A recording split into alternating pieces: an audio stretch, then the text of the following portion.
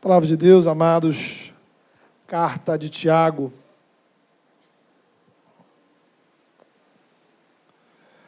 Tiago, capítulo 2.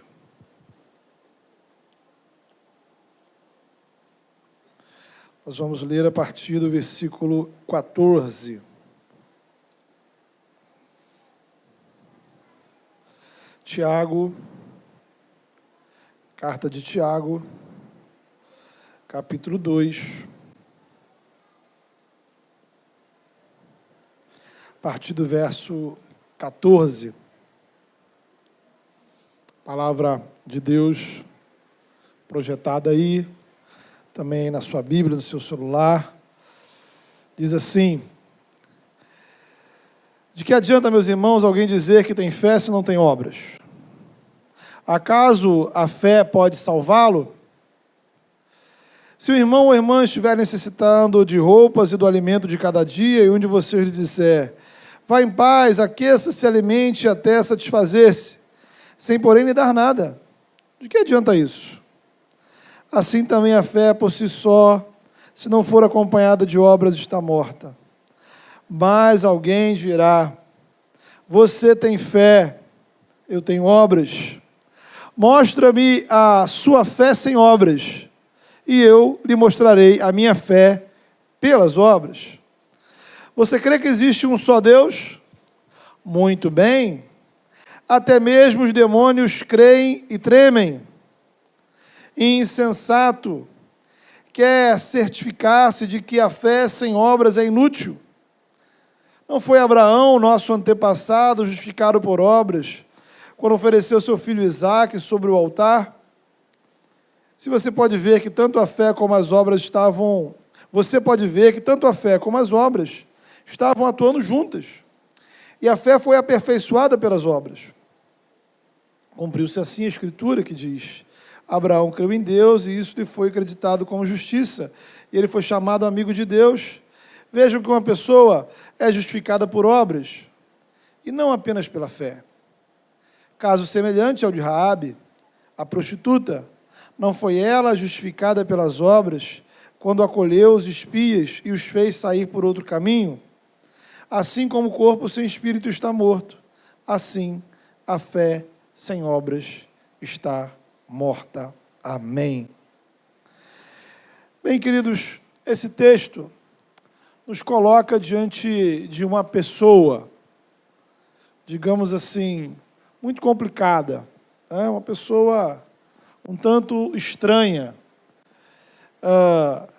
mas que curiosamente se parece muito com as pessoas que nós conhecemos.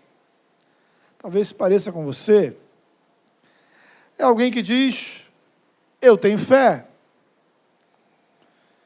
Imagine se, não preciso nem perguntar, né?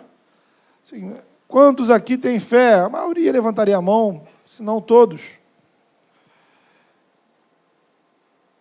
Mas essa pessoa que diz que tem fé é a mesma pessoa que, quando você olha para a vida dela, você não encontra nenhuma boa obra. Então, a fé está nos seus lábios, mas não encontra respaldo nas suas atitudes. Então, Tiago apresenta uma fé morta, é uma fé que não existe. Uma fé que não tem valor, sentido, significado algum. Então, ora, não é essa a fé que nos traz salvação. A fé salvífica, a fé que nos torna filho de Deus, a fé que nos faz experimentar os efeitos da obra de Cristo sobre as nossas vidas, a fé que nos proporciona justificação, santificação,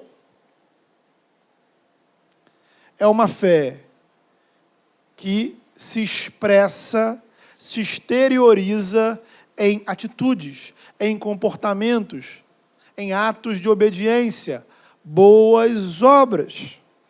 Então, só existe um tipo de fé que agrada a Deus: a fé com obras.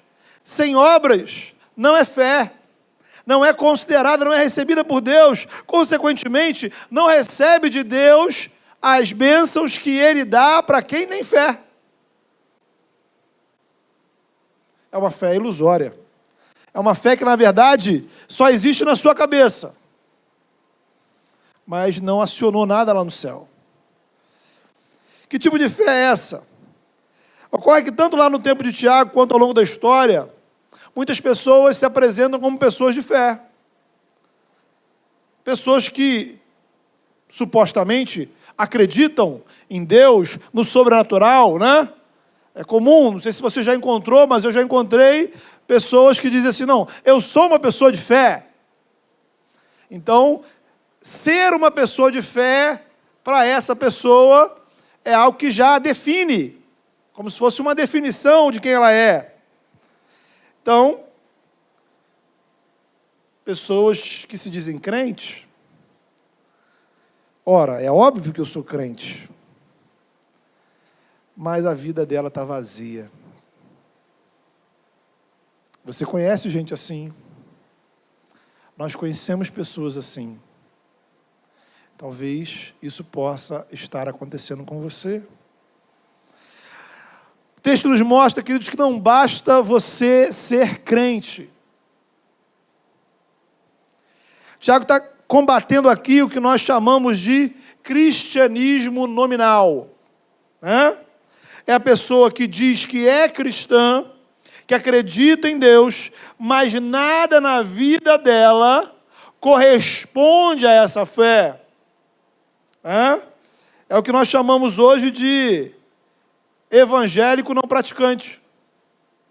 Então, antigamente, essa era uma categoria exclusiva dos católicos, né? Mas agora nós também temos esse tipo de evangélicos, os não praticantes. Ora, o evangélico não praticante não é evangélico. Não existe salvação onde não há uma vida disposta a servir ao Senhor. Não há uma vida disposta a honrá-lo através das suas atitudes, inclusive lutando contra si mesmo. Fé sem obras não é fé, é morta. Há pessoas que acham que para ser crente, basta você acreditar numa doutrina correta, basta você saber trechos da Bíblia. Eu creio em Deus, ora, eu creio na Bíblia, justamente. Tiago vai mostrar o equívoco mortal desse raciocínio no versículo 19. Você se acha, ou você acha que ser cristão é tão somente acreditar em Deus? Então, você está apto a fazer parte da mesma igreja que os demônios. Há crentes nessa igreja. É uma igreja de gente crente. Uma igreja de gente que acredita que Deus existe. Que tem convicção que Deus existe. O texto vai dizer que eles, inclusive, tremem na presença de Deus. Veja, então, não falta aos demônios fé no sentido de saber que Deus existe. Não falta a eles saber do poder de Deus. Eles sabem que Deus tem poder. O que lhes falta é o que falta na vida de muita gente. A disposição alegre e voluntária de obedecer a Deus. Veja, irmãos, como isso é sério. Porque às vezes a nossa espiritualidade pode estar muito mais parecida com os demônios do que a gente quer admitir. Acreditam que Deus existe, mas não se submetem, não estão interessados em uma vida de obediência ao Senhor. Há um relacionamento com o Criador. Eles sabem que existe um Criador, mas não se submetem a Ele. Vivem em rebelião. Ora, estão então condenados à destruição eterna. A sua vida, porém, pode mudar, meu irmão, minha irmã. A sua vida pode ser diferente. Ora, Jesus morreu na cruz, não apenas para você acreditar que Deus existe. Jesus morreu na cruz, Jesus ressuscitou para nos proporcionar uma nova vida, uma vida com frutos, uma fé com obras. E é importante entender que essa fé verdadeira não se resume a emoções, coisas extraordinárias. Há pessoas que participam de cultos como quem participa de shows, né? Outro dia eu ouvi alguém falar, né, que estava num show de uma determinada banda. E aí a pessoa comentou assim, poxa, esse show parece um culto, de tão emocionante. E isso diz respeito não ao show, não à banda, mas diz respeito a como nós cultuamos. A gente participa de grandes eventos e a gente se emociona, a gente chora. Aquilo mexe com a gente fica arrepiado. É humano. Acaba o evento, acaba o show, as luzes se acabam, você vai para casa.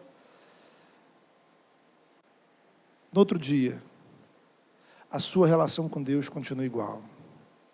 Não há nenhuma disposição para mudar de vida. Não há nenhuma disposição para obediência.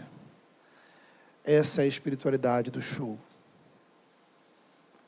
E essa é a espiritualidade que muita gente tem vivido. Deixando claro, veja, Deus é soberano para agir quando e onde Ele quiser. E a gente precisa entender que Deus age não só dentro de um culto, Deus não age só dentro de uma determinada igreja. Então a questão, veja, não é Deus, é o ser humano. A questão é se somos ou não discípulos de Jesus. Então Ele disse que não basta conhecer o nome dEle, Ele disse. Ele vai dizer lá no Sermão do Monte, Mateus, finalzinho do Sermão do Monte, ele vai falar sobre isso, capítulo 7. Olha, muitos dirão naquele dia, Senhor, mas eu fiz isso em teu nome. Gente que supostamente tinha o nome de Jesus nos lábios. Ele vai dizer que a diferença entre, não é se uma casa, se tem ou não tem casa. Há uma casa sobre a areia, há uma casa sobre a rocha. São duas casas. Casas bonitas. Casas que você olha, poxa, é uma casa na praia, é uma casa na areia, que casa linda! Essa casa é a casa que cai. Porque ela fala de alguém que ouve as palavras do Senhor, mas não as pratica. Então a questão é se você se dispõe a praticar o que o Senhor tem falado com você ou não. Veja que a palavra de Deus não defende obras sem fé. É o outro lado da história. Em nenhum lugar a palavra de Deus vai dizer que as obras substituem a fé. Então a relação entre obras e fé é a mesma relação entre a árvore e seus frutos. Quando você é alcançado pela graça, você é transformado em uma árvore do Senhor, podemos dizer assim. E como árvores plantadas pelo Senhor, junto à corrente de águas, enraizadas da graça de Deus, alimentadas pelo amor de Cristo, você vai frutificar. É o natural. É o natural. O que Tiago está dizendo aqui é que o que Jesus disse no Evangelho. Ora, não pode haver árvore sem fruto. Mas, obviamente, não existe fruto sem árvore. Então, para você encontrar uma goiaba, significa que existe uma goiabeira. Há vários tipos de imitação. Você pode encontrar uma fruta de plástico, uma fruta de vidro, uma fruta de papel. Mas goiabas verdadeiras nascem de goiabeiras verdadeiras. Significa que você só vai encontrar boas obras que Deus deseja em vidas que de fato foram transformadas pelo Espírito Santo. Vidas que foram regeneradas pela graça do Senhor. Vidas que foram lavadas no sangue de Jesus. Então, como é que funciona esse processo? Veja você. Em primeiro lugar, você precisa ouvir o Evangelho, né? Tudo começa com ouvir a palavra de Deus. Tá? Todos os domingos, nessa igreja, em trilhões de igrejas ao redor do mundo, pessoas são expostas ao Evangelho revelado na palavra de Deus. A grande notícia de que Cristo morreu na cruz pelos seus pecados, a grande notícia que Cristo está vivo porque Ele ressuscitou, a grande notícia de que Ele é soberano sobre os reis da terra, a grande notícia que Ele voltará, e todo joelho se dobrará, e toda língua confessará que Ele é Senhor para a glória de Deus o Pai. Então o Evangelho é a grande notícia de que Deus, por meio de Cristo, pode libertar as nossas vidas, pode transformar nossos corações de toda opressão maligna, de toda frieza espiritual, de tudo que o mundo nos causou, de tudo que nós nos causamos, para nos tornar filhos de Deus, para nos dar acesso à presença do Senhor. Então, a obra de Deus começa quando você ouve o Evangelho. Seja aqui no culto, seja conversando com um amigo na sua casa. Romanos capítulo 10, a fé vem pelo ouvir. Ouvir o quê? A mensagem do Evangelho. Ora, mas naturalmente não basta ouvir. Né? Então você ouve e você é desafiado. Desafiado a quê? A crer, a confiar, a confessar Cristo como seu Senhor e Salvador. Novamente, Romanos 10 nos ajuda. Ele vai dizer lá, se você confessar que Jesus é Senhor e crer no seu coração que Deus o ressuscitou dos mortos, você será salvo. Porque com o coração se crê para a justiça, com a boca se confessa para a salvação. Então tem uma parte do coração e tem uma parte da boca, dos lábios. A pergunta é, você tem ouvido o Evangelho? O Evangelho tem chegado nos seus ouvidos? Você tem acreditado com o coração e confessado com seus lábios que Jesus é o Senhor da sua vida? Isso tem existido em você? É a primeira pergunta. Então você ouviu o Evangelho, primeiro passo. Você crê no Senhor com o seu coração e o confessa com a sua boca. É o segundo passo. E aí vem o terceiro passo. Se você de fato crê, o Espírito Santo atua dentro de você, produzindo transformação. É aí que algo novo começa a surgir dentro do seu coração. A partir desse momento, há uma mudança espiritual. Você já não é quem você era.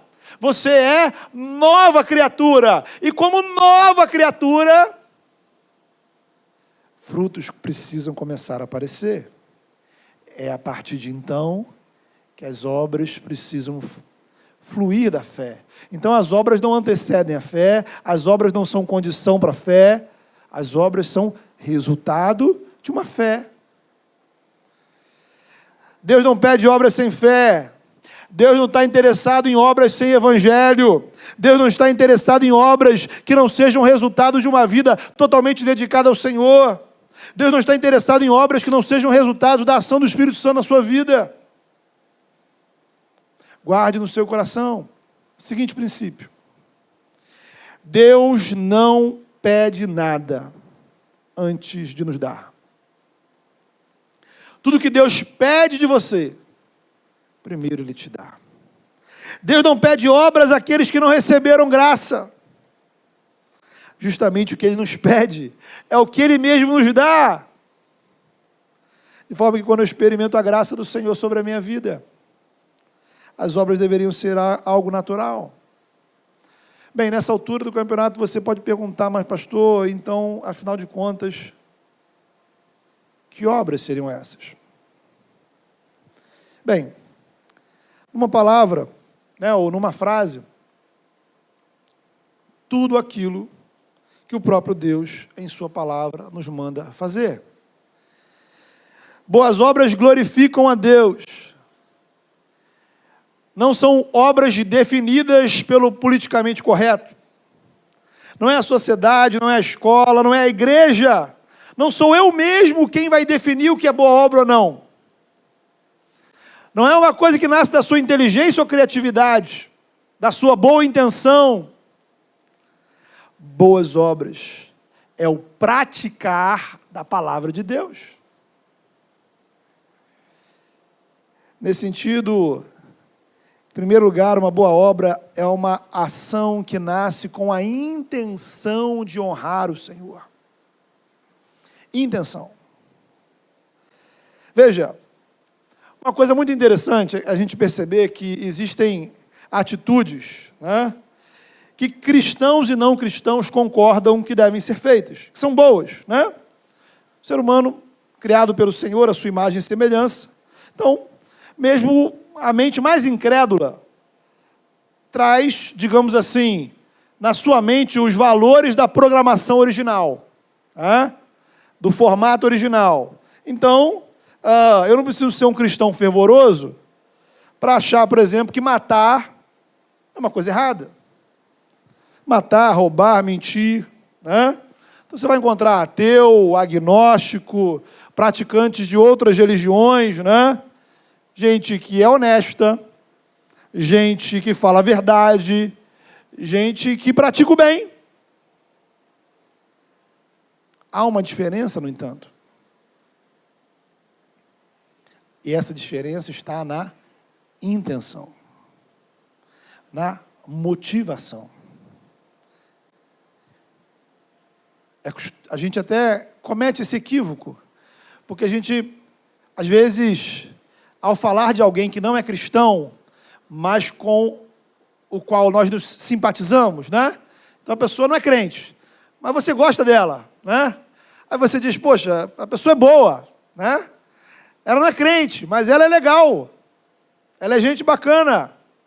Porque ela faz coisas boas. Mas você não pode se iludir de que a intenção, a motivação do coração dela não é adorar a Deus. O cristão faz o que deve fazer por obediência a Jesus. E se essa não for a sua motivação, irmão, tem alguma coisa errada com a sua fé. Tem alguma coisa errada com o seu relacionamento com Deus.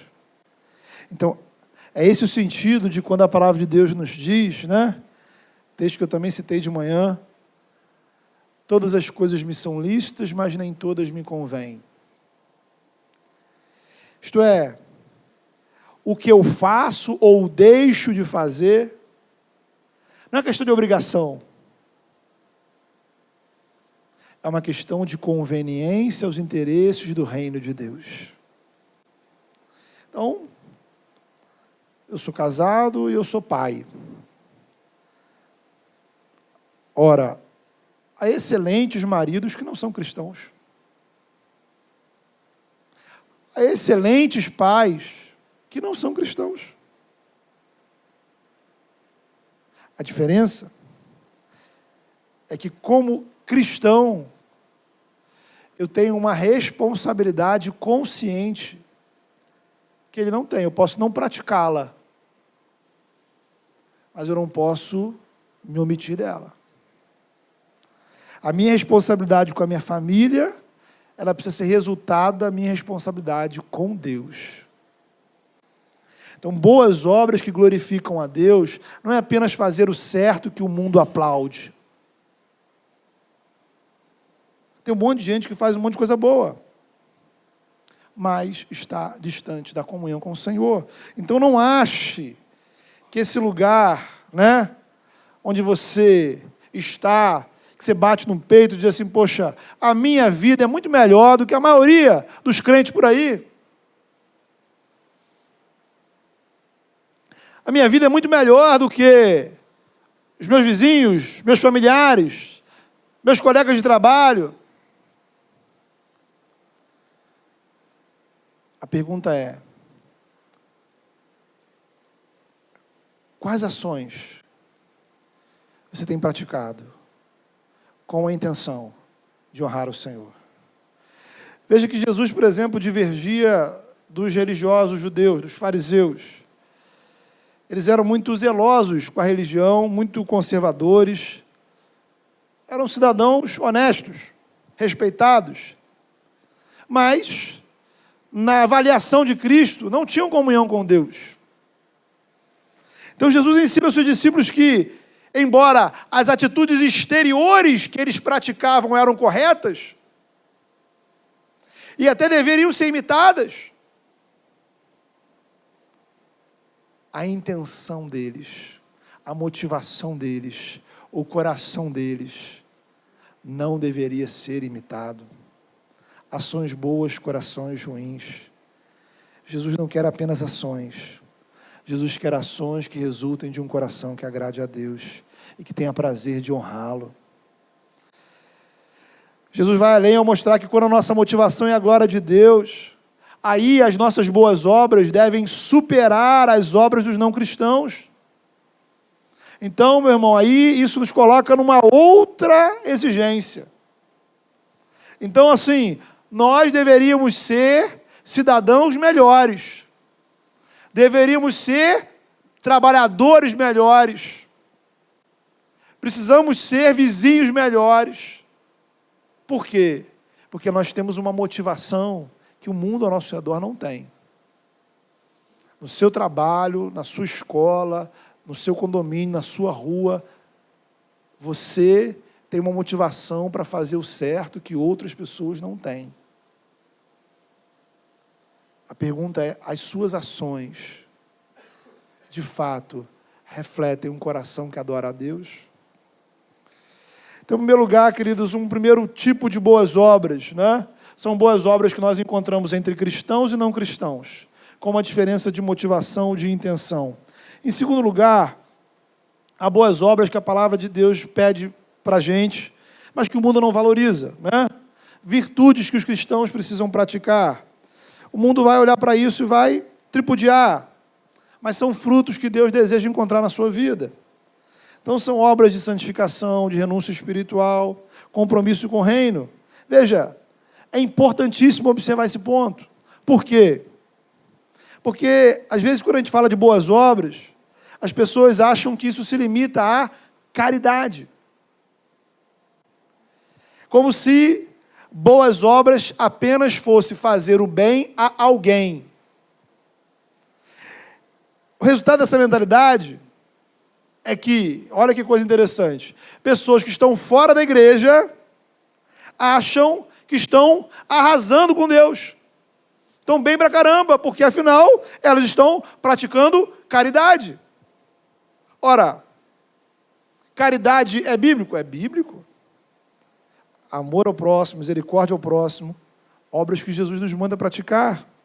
A pergunta é só isso? Boas obras na palavra de Deus incluem todas as ações de obediência ao Senhor, dentro e fora da igreja, fora e dentro da igreja. No trabalho, na igreja. Na escola, no reino. Na família, no corpo de Cristo. É glorificar a Deus em todas as minhas relações. Então eu preciso praticar obras de obediência ao Senhor. A carta de Tiago vai dizer para a gente, vai trazer uma série de princípios nesse sentido, né? Depois pode fazer uma leitura com calma da carta e fazer ali um checklist, né? E ticando ali, ó, coisas que você precisa melhorar na sua vida, né? Alguns exemplos. Tiago vai nos desafiar, por exemplo, a refrear nossa língua, para você não sair falando o que vem à sua cabeça. Se vivesse hoje, talvez Tiago nos diria que devemos refrear os nossos dedos, para você não sair digitando o que pensa nas redes sociais. Ele vai nos mostrar que a mesma boca que canta louvores ao Senhor não pode ser a boca que sai falando mal do irmão.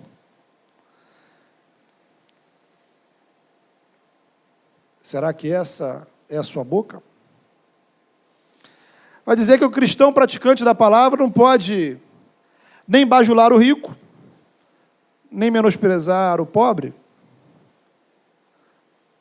Ele vai dizer da importância de visitar os doentes, estar com eles, orar com eles. E você pode fazer esse mesmo exercício em outros lugares da Bíblia. Você pode ir para Gálatas 5 e pensar nos frutos do Espírito e refletir. Você tem praticado amor?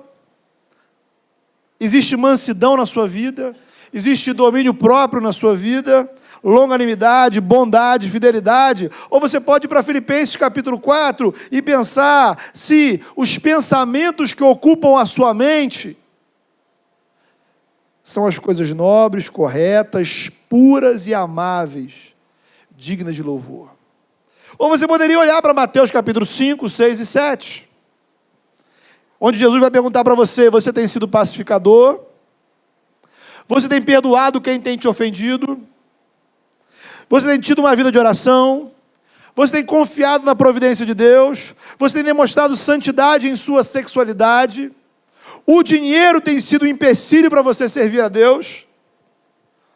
Você tem ajudado aqueles que no seu caminho precisam de ajuda? Ou a gente poderia ir para Êxodo 20 e olhar os 10 mandamentos. Será que Deus é o único Senhor da sua vida? Será que você tem tido um relacionamento pessoal com Deus em Jesus? Será que você tem separado tempo de qualidade para estar com o povo de Deus? Será que isso é uma prioridade? Será que você tem usado o nome de Deus em vão? Você tem honrado seus pais? Você tem machucado pessoas com palavras e ações? Será que você tem sido financeiramente desonesto? Sua sexualidade honra a Deus? Você tem falado ou escrito mentiras? Tem agido por inveja ou por cobiça? Então a lista, irmãos, de obras de obediência ao Senhor, ela é vasta. Aí você pode perguntar assim: pastor, tem alguém, existe um ser humano que consiga cumprir tudo isso? Óbvio que ninguém, a começar por mim, cumpre isso perfeitamente. Mas, note bem, Tiago não diz que a verdadeira fé, ela vai cumprir todas as obras que o Senhor manda cumprir. Não é questão de quantidade, no sentido de, olha, precisa ter de 977 mandamentos que tem na Bíblia, você precisa cumprir 976. O problema é quando a gente olha para a sua vida e não encontra nada.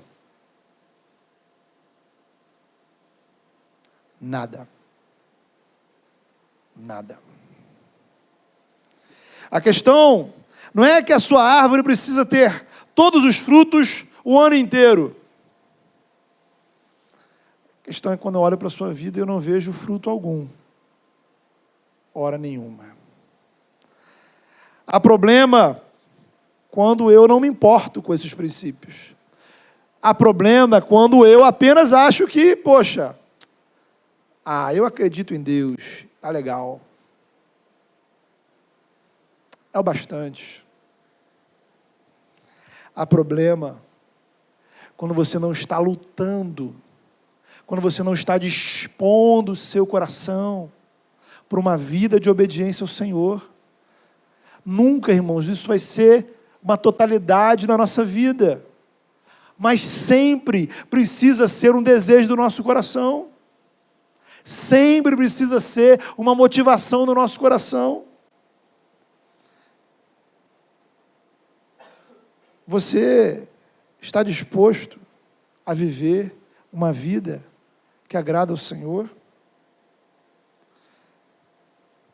São obras que um não cristão não vai ter compromisso nenhum, não vai ter vontade nenhuma de fazer. Mas em Cristo a sua vontade foi transformada. Em Cristo você tem novos desejos. Em Cristo você tem novas intenções. E isso precisa te levar a novas atitudes. E aí, para fechar, existe um terceiro tipo de boas obras. Então, em primeiro lugar, nós temos aquelas obras que cristãos e não cristãos praticam, mas que você precisa praticar porque tem uma motivação diferente. Em segundo lugar, tem aquelas obras que são características de uma vida de obediência ao Senhor. São características de você que reconhece Cristo como seu Salvador, obras que estão na palavra. Em terceiro lugar, são obras que nascem diretamente da fé. Aqui nós estamos falando agora de uma coisa individual. Nos dois primeiros casos, nós estamos falando de coisas que servem para todos nós. Todos nós. Todos nós precisamos praticar tudo que a Bíblia manda praticar, ponto. Mas às vezes, o Senhor nos desafia a uma obediência particular, a uma obediência individual. É aquele passo de fé que o Senhor chama você a praticar. Ele não chama quem está do seu lado, Ele não chama a outra pessoa da sua família, Ele está falando com você. São decisões e atitudes que têm a ver com o seu relacionamento com Deus. Tiago vai dar um exemplo aqui no texto. Ele vai falar de Abraão. Lá pelas tantas, o Senhor chamou Abraão a sacrificar o seu filho Isaque. A fé de Abraão o levou a uma ação de obediência. Ele creu em Deus. Por isso ele pega o seu filho e ele caminha para o sacrifício. Deus não pediu este sacrifício a outras pessoas da Bíblia. O que Deus pediu a Moisés é algo diferente do que ele pediu de Abraão. O que ele pediu para Davi foi diferente do que ele pediu para Abraão. O que ele pede de você, ou pede a você, é diferente do que ele pediu para mim. A questão é que há coisas que Deus pede de você. Há coisas que Deus chama você a praticar. Atitudes a sacrifícios. Sacrifícios que Deus pede apenas para você. São decisões difíceis. São renúncias. Passos decisivos que nós precisamos tomar por amor ao Senhor. Sabe, Abraão, não caminhou para sacrificar Isaque com um sorriso no rosto. Abraão não sabia muito bem o que Deus iria fazer. Mas ele obedeceu. A fé de Abraão, a confiança que ele tinha no Deus que o chamou, o levou a caminhar em obediência a esse Deus, sem saber muito bem o que Deus iria fazer. Sabe, querido? É importante que você tenha clareza no seu coração. Quais são os desafios específicos que Deus chama você a fazer? Isso é uma área muito sensível, porque isso mexe com o nosso emocional, porque a gente se compara com o outro. Poxa, por que Deus não pediu isso para o outro? Por que o outro não precisa fazer esse mesmo sacrifício que eu?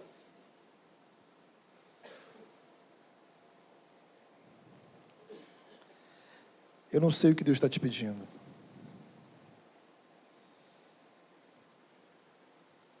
Eu não sei o que Deus está te chamando a fazer, mas eu tenho convicção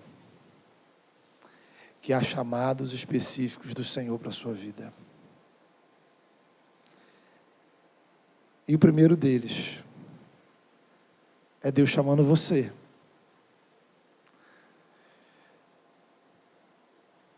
O primeiro pedido de Deus para nossas vidas é um pedido do nosso coração. É ir ao encontro do Senhor e derramar os nossos corações diante dele. Reconhecendo, Senhor, Tu és o meu Salvador. Se você ainda não teve uma entrega consciente, intencional, explícita, diante do Senhor, esse é um chamado do Senhor para a sua vida nessa noite. Dizer: Senhor, eu ouço, eu vou me jogar diante dos pés de Jesus, porque não há outro lugar para estar. Não há outro lugar para estar a não ser na presença do Senhor. Se você ainda não teve essa entrega, o Senhor te chama a fazer essa entrega. Se você já fez essa entrega, a pergunta do Senhor para você é: como está essa fé? Jesus caminhando para Jerusalém, ele passa por uma figueira.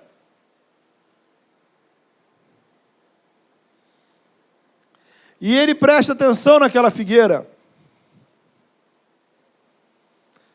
Porque era tempo de figos e não tinha figo.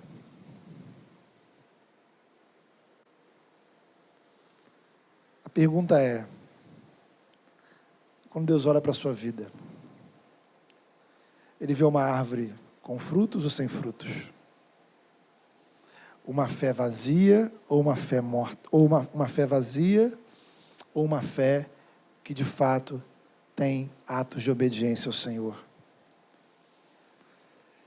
Então eu queria desafiar você a orar, irmão, a fechar os seus olhos e a colocar a sua vida diante do Senhor. Então algumas respostas que você precisa dar, não para mim, mas você precisa dar para o Senhor. Sabe? Respostas muito claras. Resposta de obras que você sabe que precisa fazer e não está fazendo.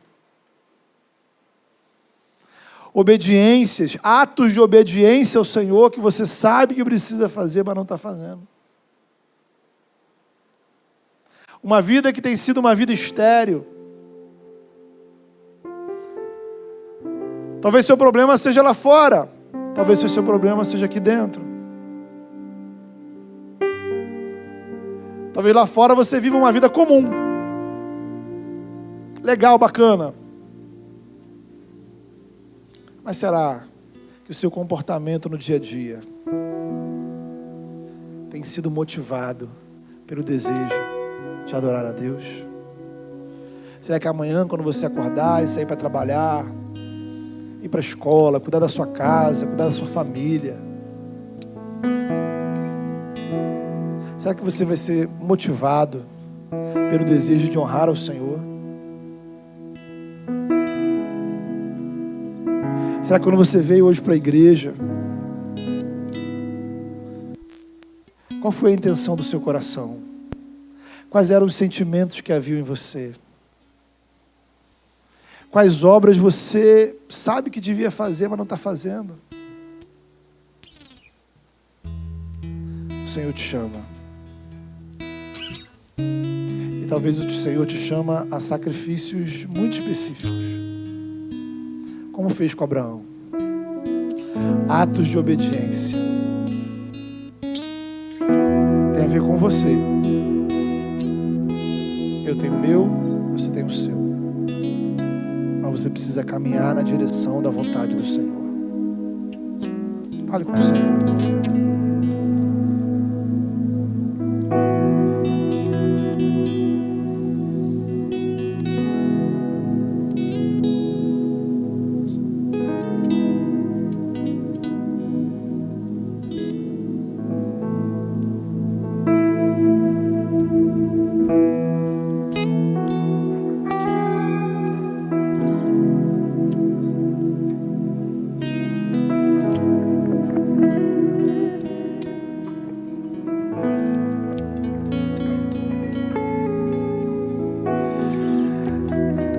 Senhor, nessa hora nós nos colocamos diante do Senhor.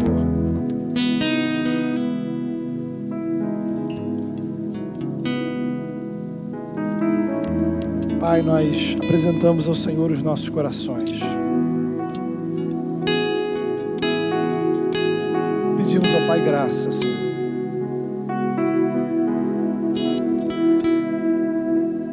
Para aquelas pessoas, ó Deus, que talvez tenham caminhado, Senhor, mas não têm tido, Senhor, a ação de obediência, de se lançar à Tua presença, Senhor. Pessoas, ó Pai, que ostentam uma fé nominal, acreditam em Deus da boca para fora. Em nome de Jesus, ó Pai, que estas pessoas ouçam a Tua voz nessa noite, que elas sejam constrangidas pela Tua graça, que elas sejam atraídas pelo Teu chamado, e que elas possam se lançar aos pés de Cristo. Que Cristo seja Senhor dessas vidas a partir de hoje, Senhor. Para que as ações, para que as atitudes sejam atitudes, ó Pai, que reflitam, Senhor, o senhorio de Cristo. Em nome de Jesus, ó Pai, leva-nos, ó Pai, a um ato de obediência, de entrega ao Senhor. A Deus, visita esses que são Teus filhos já, Senhor, que já chegaram aqui, Senhor, convertidos ao Senhor, na Tua presença, mas que infelizmente têm vivido uma espiritualidade, ó Pai, vazia.